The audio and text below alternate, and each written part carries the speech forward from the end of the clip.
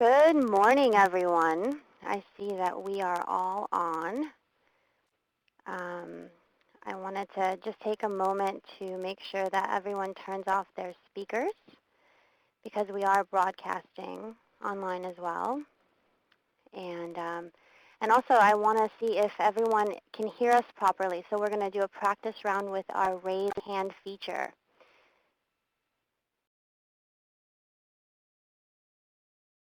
Can everyone hear us? Good job, everyone. Here we go.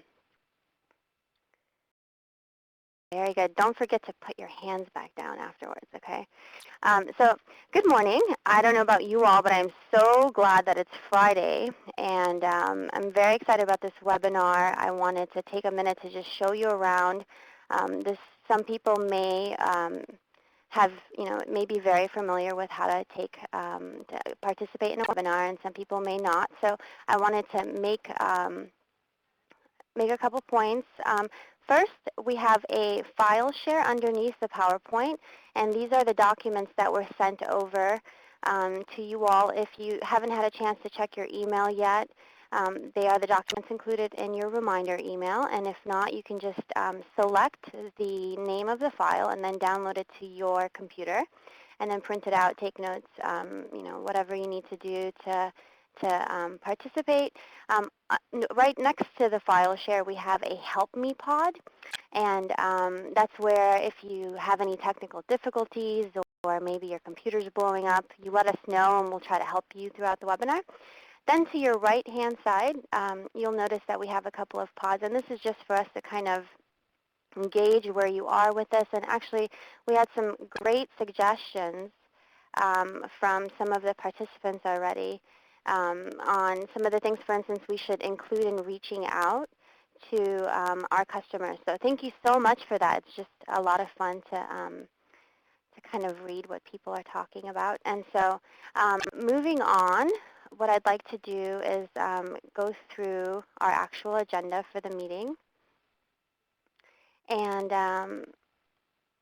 so what I'm going to do is go through some housekeeping items and then introduce our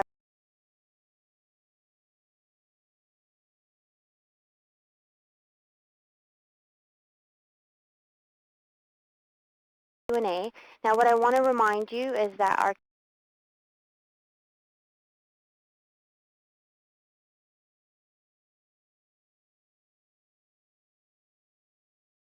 end of the session. So with that said, let's get started here. So the actual conference call will be broadcasted, and so we ask you to really turn off your speakers and just so you don't get confused from the call and the computer.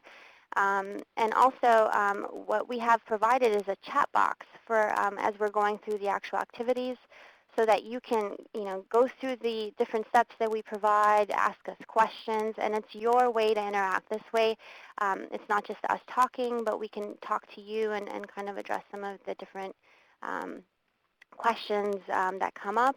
Or just, you may give us some really great ideas and things that we haven't thought of. And then lastly, for the webinar documents, we will provide this online on the Workforce Professionals Pathway on Illinois WorkNet. This was mentioned in your email as well, and we will give you a link. And this webinar is archived or will be archived. So what that means is you can go online and watch it as a video and use it as a training resource for your staff. Maybe you guys didn't have a chance to sit through all of this. So with that said, I'm going to go through the actual series overview. So Illinois WorkNet, in partnership with DeVry University, is hosting a series of monthly webinars, and this is really to just enable workforce professionals, different organizations, businesses on how to use social media in the workplace. I know a lot of us do it personally, and there's definitely a difference, and I just wanted to kind of set the foundation for how you would even begin. So creating a social media strategy is that first series. It's the foundational series for the rest of what we will be going through. And so in the end of all of this, what we will compile is a media guide, a social media guide. And some of the upcoming webinars are basics of social media tools, and really the differences between the different tools. More than just tweeting, so those are alternative resources on Twitter, things that aren't, just the messages sent out. And then creating and managing your social media image and accounts. There we go. So it is with great pleasure that I'd like to introduce Mitch Levinson to us, and we are just so grateful to have him. He's such a wealth of knowledge and more than anything, really fun. So if you had a chance to sit in yesterday's webinar, you'd know that he shared a lot of really relevant information. He is an internet marketing expert specializing in search engine optimization, along with a website development, email marketing, and social media services. And he is also the managing partner for mRelevance, which is known for creating effective programs that can be tracked through analytics. So he's the guy that makes you cool on Google. And what I'm going to do is, he'll give you a lot more information about all that if you are interested. But first of all, we're going to go through the actual webinar. Um,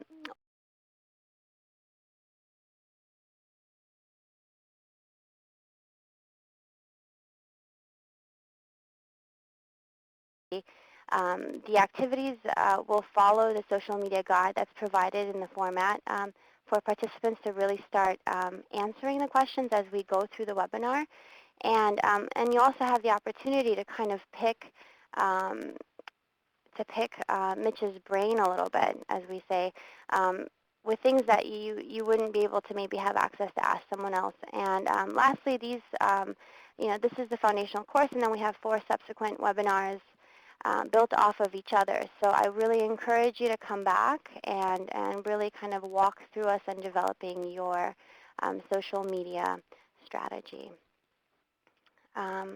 So with that said, what I wanted to kind of throw in there is our social media toolbox. A lot of people, you hear social media, and a lot of people wonder, well, what is social media? And social media is referred to as the online tools aimed at providing a means for mass interaction and networking with others.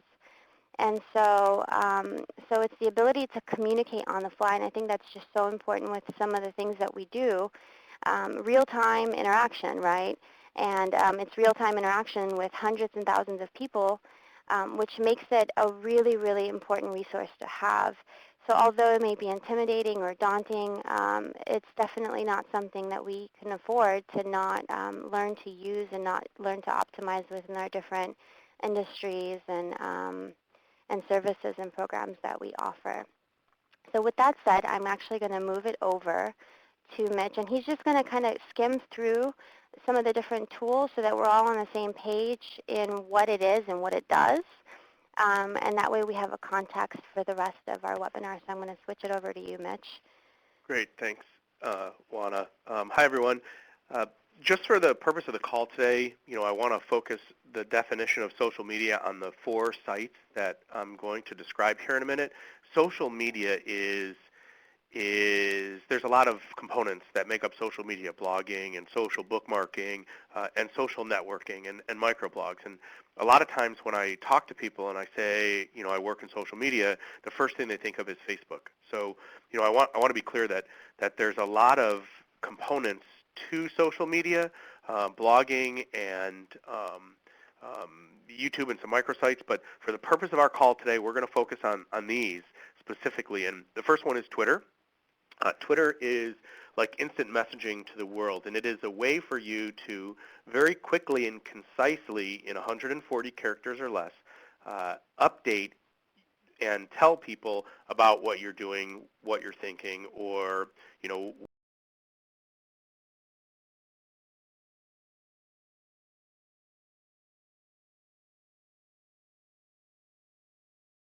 further in the conversation today. The next one is Facebook, and again, most people think about Facebook as that is what social media is, and really it's a small component of it.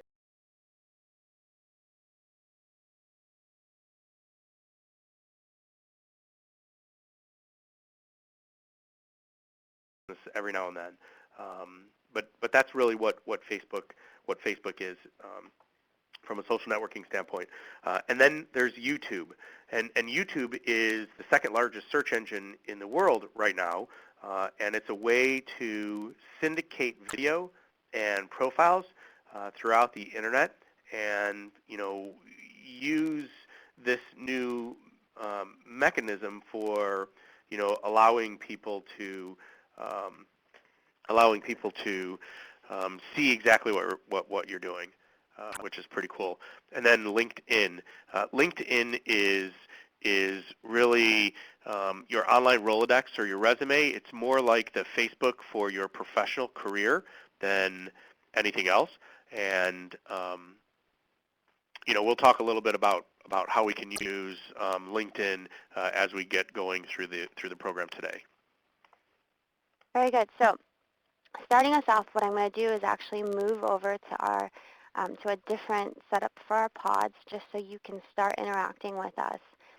And so what you'll notice is the first screen that I have up there is prompting you, what is your pitch? And I think it's very relevant going through the definition of all these tools to kind of describe what your company does, right? And so what I have on there is describe what your company does in 120 characters or less.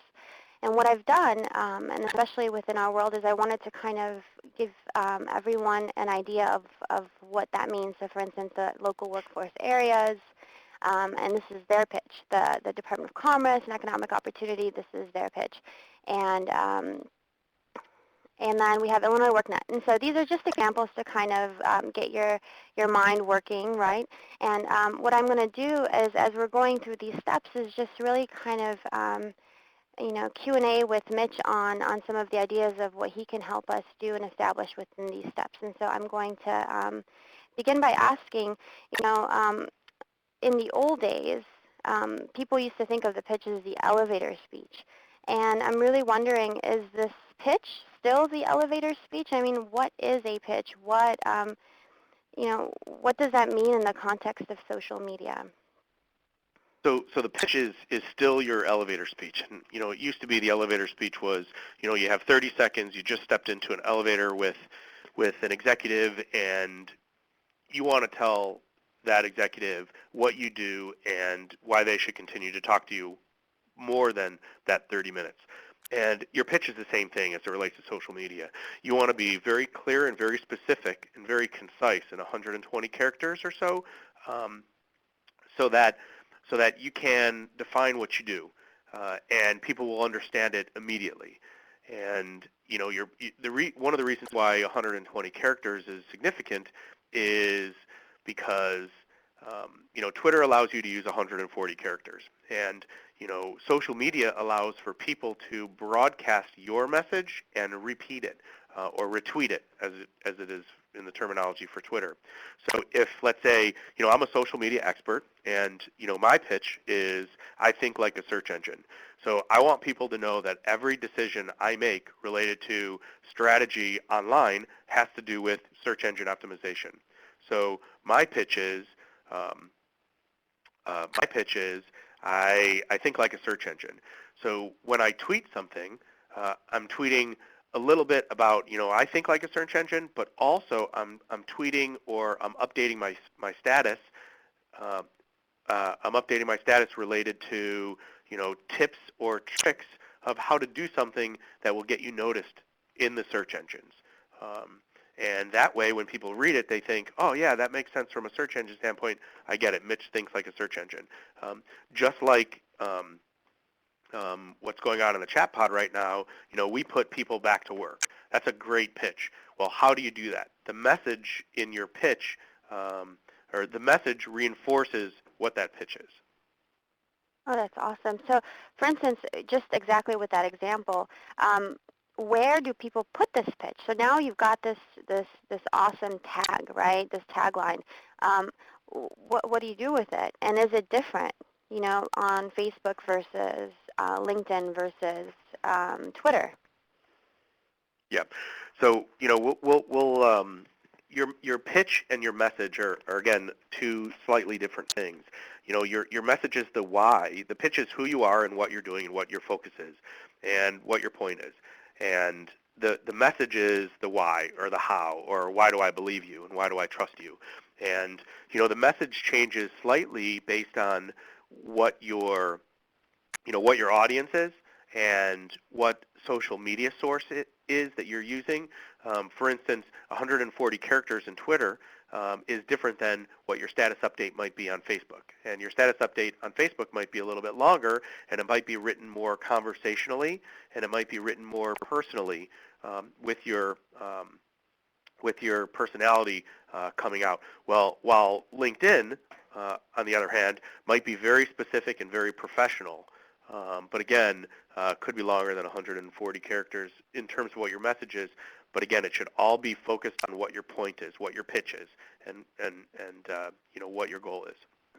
No, that's very good, and even discussing this in our other webinar, it's really about, I guess, saying the same thing differently. Yep. Very cool. Thank you. So actually, a lot of people reading in the chat pod were saying, talking about point, and that's such a great segue to our next step. So step 2 is, what is your point?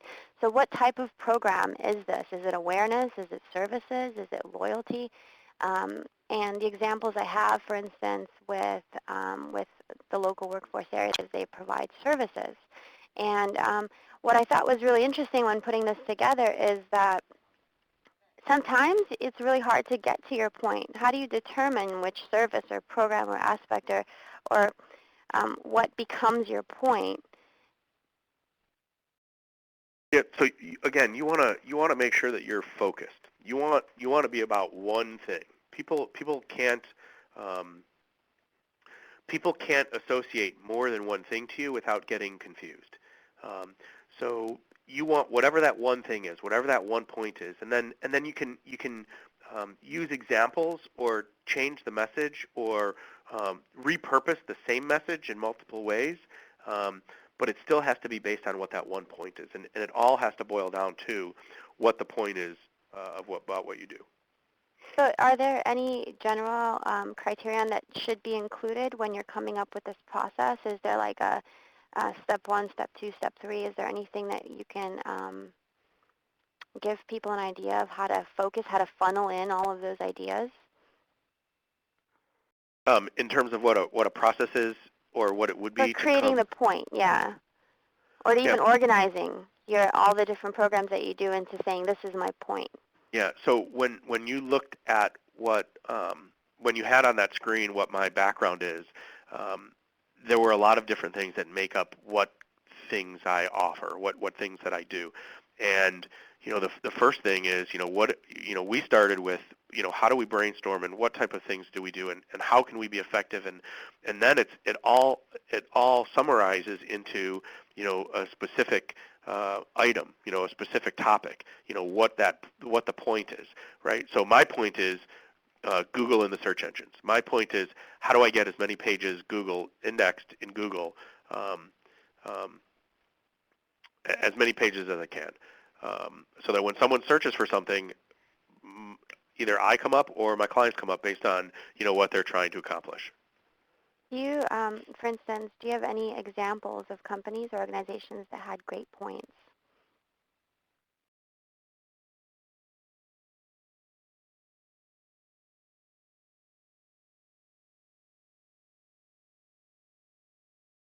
Yeah, so obviously these Volvo, Apple, Disney. I mean, I like to use the example of McDonald's. When people originally think about McDonald's, um, they're thinking about hamburgers and restaurant, and really, I don't think that's what has made McDonald's successful at all. I think I think McDonald's has two things, but the first is process. Very specific process. Every McDonald's you go to, no matter where you go to it, whether it's in the United States, whether it's in Europe, Japan, wherever, you're going to get exactly the same thing. It's going to be the same exact process. So what they're selling to their franchisees and what their focus is, and what their point is process. The second thing you could call them is real estate, right? Because they own the best real estate anywhere, and they put as many restaurants as they can related to where their location is. But again, it's different than what you would originally think of. Disney Disney sells magic. They don't sell amusement parks. They don't sell movies and animation.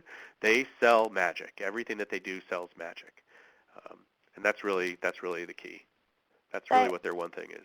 so I guess my question following that is many of us, and I'm sure the majority of our participants, do so many things, right? And how do you get down to that? How do you even kind of identify where your focus is? How do you determine, do you do it as a group, as a whole, and then put it down into different compartments, or do you, what would you suggest in finding out what your one thing is? How do you become Disney in magic or Volvo in safety?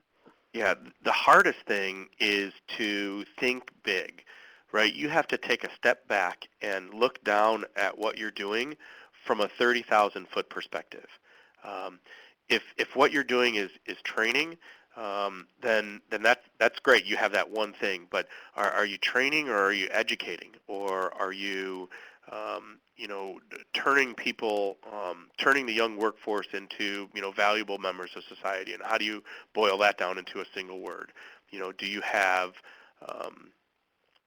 how do you think as big as you possibly can to define exactly what you do? I mean, that's what the hardest thing is for people to capture. And should you limit your one thing, or do you think you should primarily focus in the beginning on the big picture and then start breaking it down to other things within that process? But during the exercise of trying to determine it, you'll go through, or you should go through some sort of brainstorming sessions. Mm-hmm. Um, but yeah, you need to really think big and focus on that one thing, and then potentially expand. Um, like McDonald's, the McDonald's example that I used before, they Mm-hmm. started with a single location and they built that process and they built it the right way, and then they realized that hey, we could put one of these process stores everywhere, and they branched out into the second thing. So you really need to fine tune. You really need to fine tune what you have first before you move on. Very good. And actually, I think part of finding fine tuning is really knowing who you're pitching it to. And on our next slide, I actually have what does your audience know about you today? And what I'm going to do is include a quick pod just to see the, how well people know their audiences, right? And so I'm going to give everyone a minute. So if you could just take this quick pod and just find out what does your audience know about you today?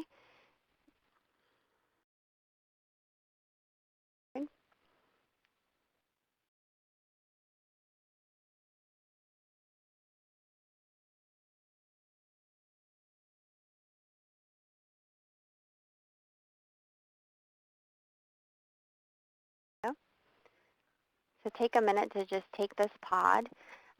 Do they know nothing? Are they aware of you but never acted? Have they acted once? Repeated action? Enthusiasts or advocates? And what you can do is actually just write it into our chat pod. I don't know why it's disappearing. So anyways, moving on to this though, and I'll include the pod in a little bit later. But the examples I have here is what is your relationship with your audience? And the question that I have for you, Mitch, is, you know, in the old days, our audience used to be the people that sat there and looked at us. They were the observers. And I'm really wondering, has the concept of audience been,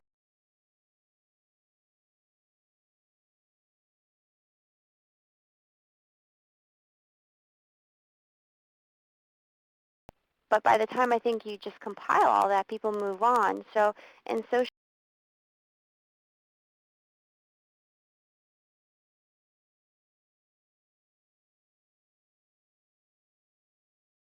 between the new and the old, I guess.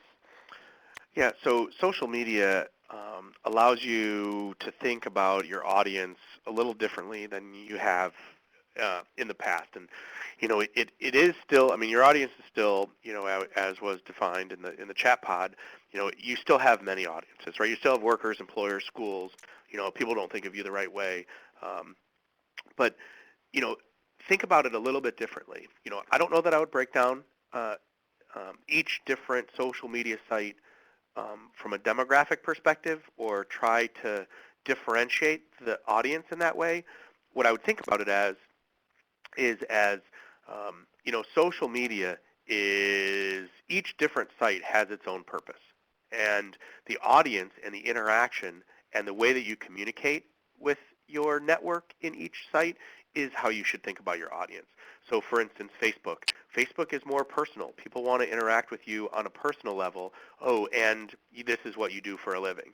And your organization or your company has a business page, or maybe it has a group, or it offers some events. But people are interacting with you because of your personal relationship with them. Whereas, LinkedIn is all of your professional contacts, and your professional contacts, and a lot of your constituents are using LinkedIn not only to find a job, but to find an applicant, or using it from a very professional level. So all your messages need to be very professional. Whereas Twitter, Twitter is, again, little sound bites of what makes you the expert. And although a lot of people are watching you and can be following you on Twitter, you really need to, the media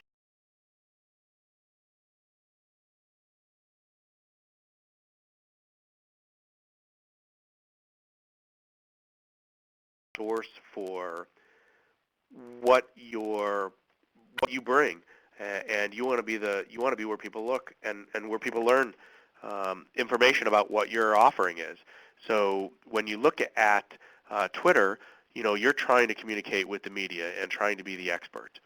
So think of your audience in each of the websites or each of the social media channels differently than who your individual constituent is, and more about what your message is and what your personality needs to be on each one of those sites. So I have a question within that audience. Um, what do the social media, what does that audience expect from us as organizations, as higher education, community colleges or universities from the local workforce areas? What do people, what kind of expectations do they have of us? On each of the different social media sites? Correct. Yep.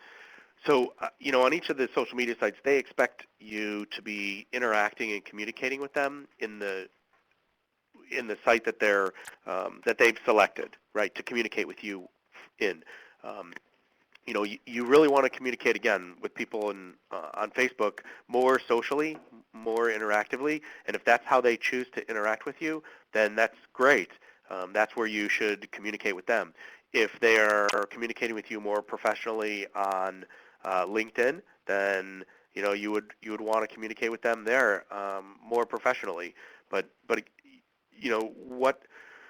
what the social media sites do, and it allows you to do, is open an interactive dialogue that is either private or public for people to see in those social media sites. So you can use those sites to get your message across in multiple ways and interact with people different from the way you would interact with them on the phone, or the way you would interact with them on in an email string. Mm-hmm. So moving on to our next step, step 5 is how does your audience use social media? And I think that there's a lot of stereotypes on the differences within age and gender and their location. And so my question to you was, does it matter, what they are, and who they are, and how old they are, how young they are? And should we focus on their differences, or should we focus on what we want them to know about us? Yeah, again, I would focus on what you want your message to be for each of the appropriate audiences, the way that we talked about how you would define what Mhm. your audience is. Remember, it's not the demographic of people using the internet and social media is growing so rapidly that you can't really target it and say that, just the younger generation is on Facebook or just the younger generation is on other um, on other sites, different social media sites. So what your what your message is needs to be specific to what they are. To what message you're trying to deliver to the right audience. But I wouldn't focus it directly on, age demographic. I have a lot of active adult friends who are experts at social media, while at the same time I have some Generation Y friends who are either rebels or are trying to avoid it. They don't really participate or understand, how to use Facebook or MySpace or Twitter effectively. Not to mention, there's a difference between using social media sites to interact and network with people and using it effectively for your career. And those are two very, very different things. So, you want to interact with people on a personal level. You want to interact with people on a personal level in each of the sites as it is appropriate for what that site is. Are there any demographics out there, or because I know you said that there isn't anything to really relate to who does what, but if you were to say, would you just group it in LinkedIn? You want to do professional, Facebook is more personal. Um, in the same kind of context, are there any demographics on the type of groups of people that use the social media tools?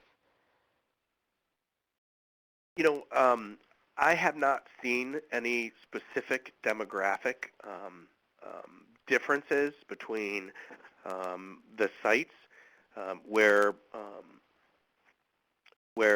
people of a certain category or classification are using LinkedIn or Facebook. Um, but what I can say is that most people that I know are using several different sites, and they're expecting from you to what they're expecting from you at each of those sites is to interact with the site the way that it was meant to be. So, for instance, I have a Facebook account, I have a Twitter account, I have a LinkedIn account. I mean, I have them all pretty much. And when I interact with people or when I post an update to Facebook, I might post um, something similar on LinkedIn, but it'll definitely be different. And I might post something similar on Twitter, but it'll definitely be different because people who are following me and people who are my friends,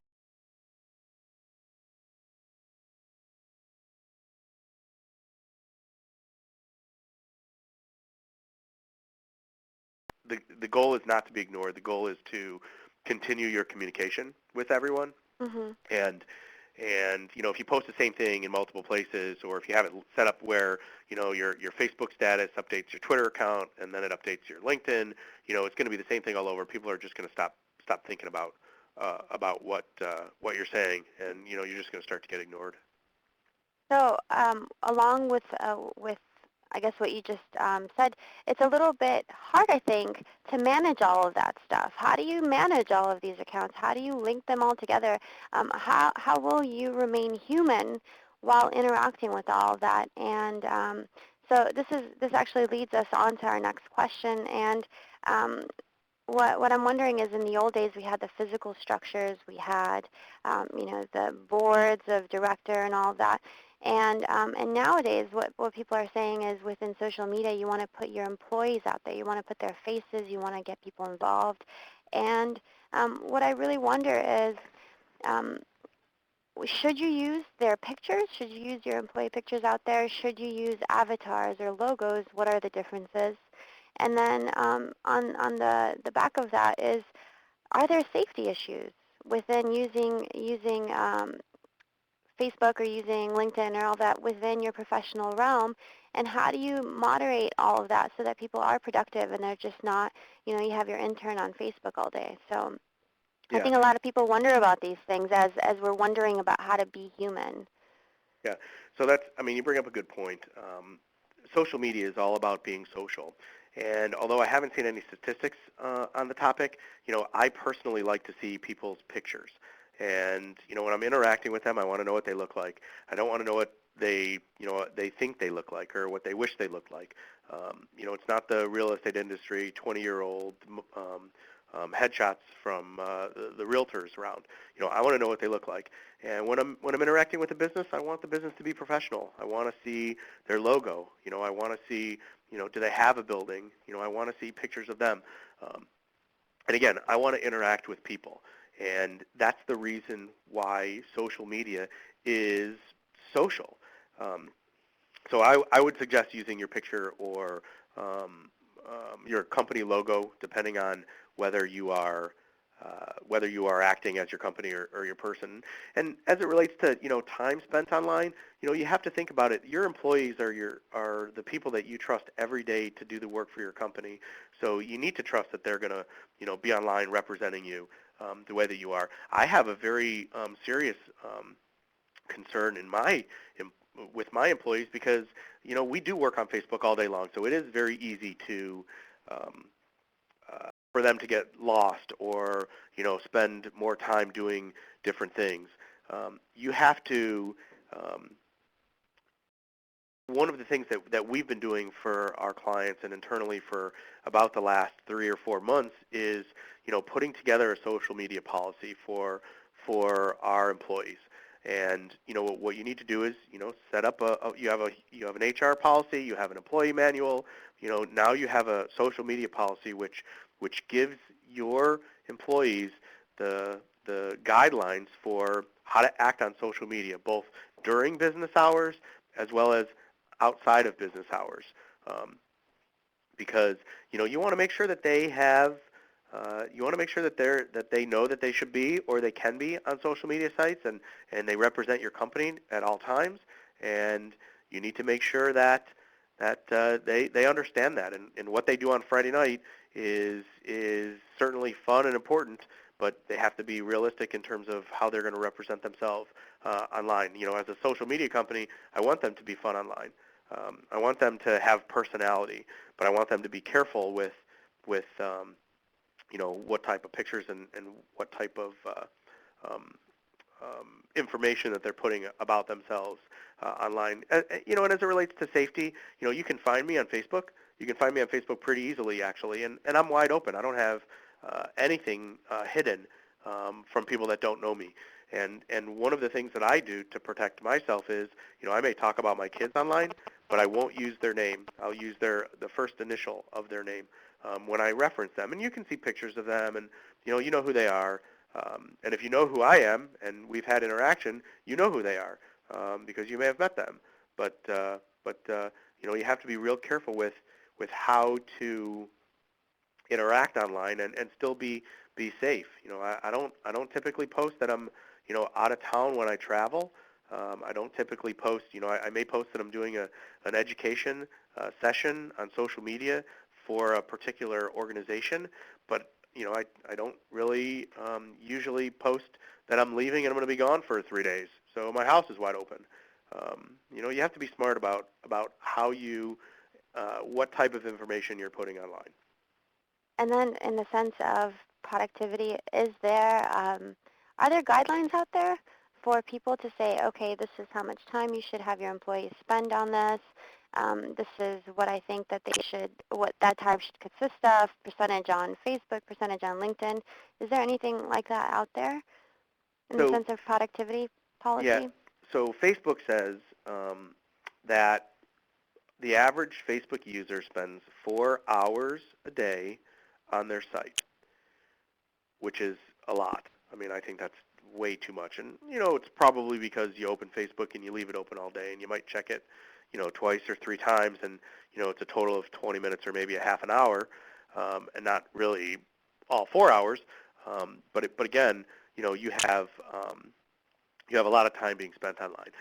I really think you have to look at it a little differently because, what are your employees doing on Facebook that makes them effective?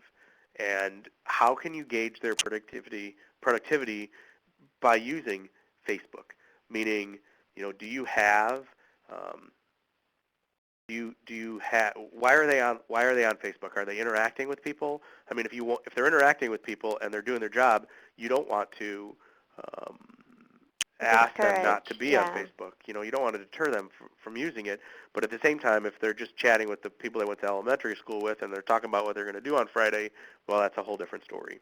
Um, which is again why you need a social media policy to define exactly what it is that they should be thinking about and what it is that they shouldn't. And then is there a difference between using logos versus avatars or pictures? Is there a different dynamic that comes across when people view that? Again, as I said, I think it's more of a personal take, but I like to know that I'm dealing with a person, and I would rather see a picture instead of an avatar. And I think a lot of people feel the same way. You're already interacting online. Is this person that I'm interacting with actually a real person, or are they a real company? And if they're a real company, I want to see a real logo. If they're a real company and they got a real logo, I want to see a real website. And I think I would recommend, and we recommend using actual pictures and using actual logos, and not using avatars unless you have to. Do you have an example, for instance, of being human and how to manage all of that? I guess I don't understand what you're asking. Um, so I was wondering if for instance, do you have a good example of someone or a company or an organization where being human really helped them in kind of either creating a brand or building their business or building their company, and like a good example of that? Yeah. So I have an example of a company in Florida who they're a home building company. They're home builders, and in Florida in October of 2008, they cut their budget, their advertising budget, by half, 50%. And the only change that they made besides cutting that budget was adding social media services to their mix. And it still kept them within their 50% budget, 50% of their budget. And, I don't know how many of you have been watching the real estate market, especially in Florida, in a small market in between Tampa and Orlando, but they averaged throughout the entire year of 2008, they averaged approximately 35 home sales, 35 contracts a month. But since starting social media in November of 2008, they sold 56 units, and in December of 2008, it was 61. And again, December of 2008 in Florida is a terrible market for real estate, especially new homes. And throughout all of 2009, they averaged in the 60s. So again, they roughly doubled their sales, their Wow. sales, based on cutting their budget in half and engaging in social media, personal social media. Um, so I mean, is that the kind of example you were looking for? No, that's exactly it. And I think this is a really great segue into our final question, which is how do you measure your success, right? And um, the examples I have for these types of metrics are the traffic, interaction, customer engagement, recommendations, and retention. And so what I'm wondering is, Mitch, do you have any kind of tricks of the trade or tips on how to measure success within quality versus quantity in social media, and really setting up good benchmarks for you as an organization in what you're doing? Sure. So one of the things that we um, make sure that we do is, we use the company website or the organization website and or their blog as their center of their social media and internet marketing and traditional marketing, for that matter, strategy. And what your website enables you to do is track your traffic that enters the website, and you can, with pretty inexpensive tools, some of them are free, Google Analytics is free, you can track the traffic that makes it to your site. And you can track the traffic and the links that come back to you from Facebook and Twitter and all of your social media sources and the blog posts that you write. So when you look at your traffic, what you're trying to do obviously is increase the number of unique visitors. You want to increase your traffic, but at the same time you want to make sure that you're getting the highest quality traffic. So is that traffic from Facebook looking at more than one page? Are they looking at multiple pages on your site? If they're looking at 4 pages on your site and they've been there for 3 minutes, they're obviously a better traffic unit than someone that, comes and looks at 2 pages and is there for, 20 seconds. Point. So I guess for us, in all of this said, what I'd like to do is to move on to, because I'm sure everyone would love to ask more questions about measuring. I think this is a very big thing for us. But a lot of that will be covered in some of the subsequent webinars. What I'd like to move on to is just to kind of give everyone a brief overview of what's to come, and to thank Mitch for obviously helping us go through all of these steps. So the next webinar, the upcoming webinar, is on the basics of social media, and it really does talk about all of this. So creating a program image, making the connections, and then return on engagement, which Mitch was just talking about. And what I'd like to do now, and yes, Dee just wrote return on investment, so this is just a play on words for us, is the hardest thing, because how do you measure that kind of engagement? I think it really does come down to quality. What I'd like to do is within the Q&A portion of our webinar, I'm going to switch over, and if you can start writing, just like we've had the dialogue throughout the entire webinar, start writing in this pod on your upper left-hand corner, and we can start addressing the questions that we see come up in the pod. So. Yep. And as those questions are coming up, let me just address return on investment. It is the hardest thing, but if you compare your online traffic with the metrics that you track in terms of what your sales are, and again, for you, sales may be number of attendees at a class or number of job placements you've had in a particular time period. If you compare those and trend those numbers over time, then you can determine how valuable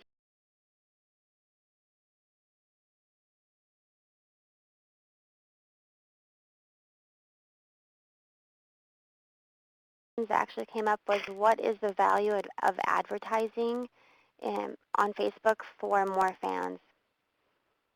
So,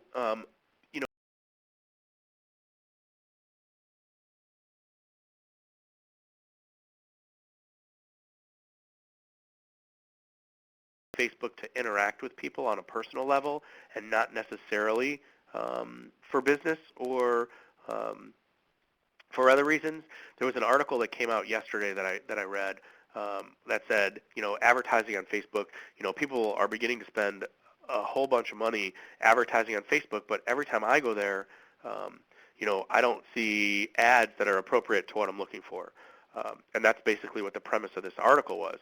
And I think that's pretty important to think about. They're really not serving up the right ads to the right people. I think what is important is what you're saying in your statement, and that is, how do you get as many people to be your friend? And again, it's all about quality and not quantity. I don't recommend, and I don't do it personally, I don't ever confirm someone is my friend unless I actually know them offline. And, have I met them? Have they been in one of my seminars? How do I know them? And if I do know them outside of Facebook, then I would be their friend, because that way they'll know who I am, and they'll be able to and be willing to interact with me and comment on my posts, or do comment on my posts, or interact with me online, and do things that related to Facebook. Um, yeah. So the next question is from Dennis Lucas, and he asks, what is the purpose of entering data on Google, and what is the process?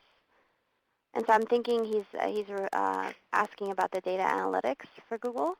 Okay, so Google Analytics is um, uh, an application that you can add to your website that will automatically track each page that this code is added to on your website, so that it will tell you, what website people came from in order to get to that page, what page they went to after they left.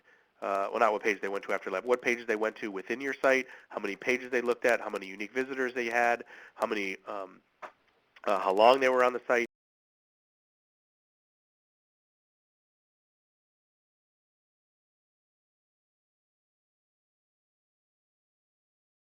type of traffic you get from different sources, and the quality of the traffic that you're getting. So, Hopefully, Dennis, that answers your question. yeah, you definitely want to add that. If you don't have it, you definitely want to add that. Are there Yeah, any? and I'm seeing the chat pod talk more about Facebook and advertising. Again, there are not any statistics yet that says advertising on Facebook is effective. And I can tell you from personal experience that if Facebook is more than 15 or 20% of your social media marketing effort, then you're spending more time than you need to, because people don't go to Facebook to buy your product or to look for your service. They go to Facebook to interact with people, and oh, by the way, you should be there. So I'm not telling you not to use Facebook. What I'm saying is, if you want to be the expert of what your service offering is, you should be posting that information on Twitter. You should be providing updates on LinkedIn. You should definitely be blogging. Someone mentioned earlier in the chat session about Ning and some of the other blog networks. You should definitely be blogging to make sure they know you're the expert. Oh, and your people should be interacting with their networks on Facebook, and people should know that they're there. But there are no statistics that say Facebook is effective. And quite honestly, when we've run A/B tests for the effectiveness of Facebook, we find we can. I mean, I can generate a whole bunch of traffic coming to your website from Facebook, but they'll look at one or two pages, and it won't be quality traffic, because they'll want to know who you are and what you do, and then as soon as they figure it out, that's all they want. They're not looking for your product. And Mitch, actually, I just read a post on here saying we tweet, we blog, Facebook, et cetera, et cetera. How do you tie all of these things together? Because I feel like it's a lot to manage all in one. Is it possible to tie all of this together? Yeah, and actually, from a strategic standpoint, you have to tie it all together in order to be effective. And the best way to tie it together is to think about your website and blog as your foundation to your program. You want to drive all of your traffic back to your foundation. All of your traffic goes back to your blog. For instance, um, from an e-newsletter perspective, you know, um, we have clients that post their stories, their articles, what appears in their newsletter on their blog. And then when they send out the newsletter, they tease that story with a link back to what their blog is and what that post is, so that their newsletter is really just a snippet of information and a link back to their blog. When they tweet about something, the article lands them back on their blog. When they provide a Facebook update, and they want to provide a link to something and they want to tell more information, it links right back to their blog. So if you tie it all together, and from your Facebook page, you can get to your Twitter account, your LinkedIn account, and your blog, and from your blog, you can get to every place, and you tie it all together strategically, you will be more effective. Very good. Thank you. So we have a lot of great conversations going on here in our chat pod, and so we're going to give you one more option for another question, and then I'd like to move on to our closing portion of the webinar. Does anyone else have any other question? And while we're waiting for a question, Dee, you're exactly correct. If you want people to repurpose your message, your tweet needs to be 120 characters. They have to be able to retweet it. Good. So with that, I'm going to move on to our closing portion. I just really would like to take the opportunity to, one, thank everyone. And so as I mentioned in the beginning of the webinar, we are doing this in partnership with DeVry University, and Maggie Mitchell is with Career Services. at the Campbell campus.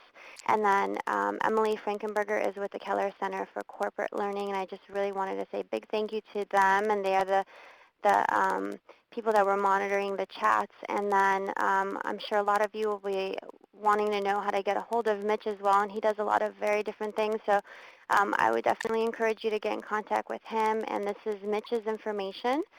And we were going to put his Google page up to just show you how cool he is, but we decided this would be more helpful. And then lastly, this is my information. So what I wanted to make sure that you all knew is that we are going to be following up with emails with the different documents, as well as this will be archived and placed online, so you can see this exact webinar as a video and share it with the rest of your staff. Lastly, I just really wanted to thank everyone for participating, and I'm going to move over back to the Q&A and let people still go through discussions and all of that if you have any other questions. If not, we will say goodbye. So